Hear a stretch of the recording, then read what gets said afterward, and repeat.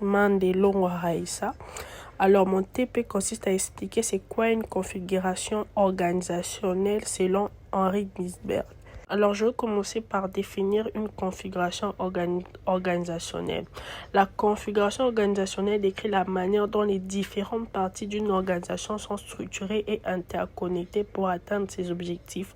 Selon Henri Gisbert, il existe 5 configurations organisationnelles distinctes, chacune avec ses propres caractéristiques et avantages. 1. La structure simple. Cette configuration est souvent utilisée par les petites entreprises et les startups. Elle est caractérisée par une hiérarchie simple, une communication informelle et une prise de décision centralisée.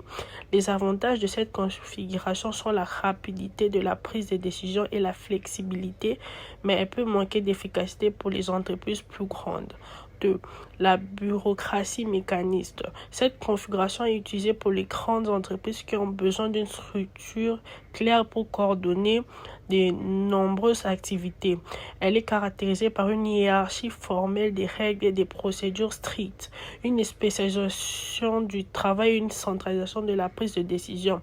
Les avantages de cette configuration sont l'efficacité et la stabilité, mais elle peut manquer de flexibilité et d'adaptation. 3.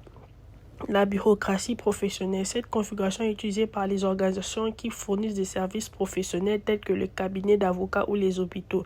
Elle est caractérisée par une hiérarchie formelle, une spécialisation du travail, une formation professionnelle, une décentralisation de la prise des décisions. Les avantages de cette configuration sont à la qualité et l'expertise, mais elle peut manquer de flexibilité et de réactivité.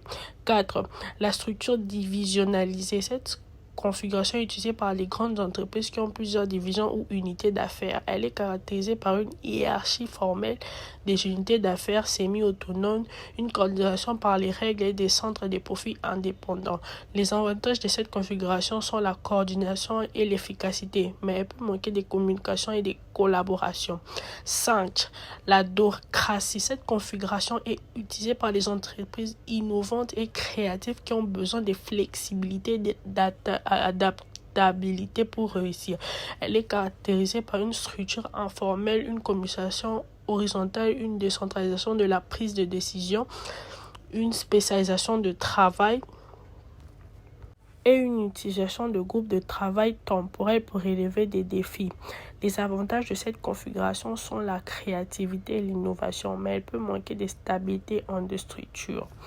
Alors, en résumé, la configuration organisationnelle décrit la manière dont les différentes parties d'une organisation sont structurées et interconnectées pour atteindre ses objectifs.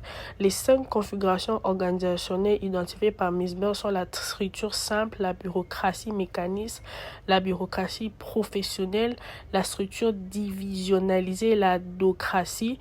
Chaque configuration a ses propres caractéristiques et avantages, et le choix de la configuration dépendra des objectifs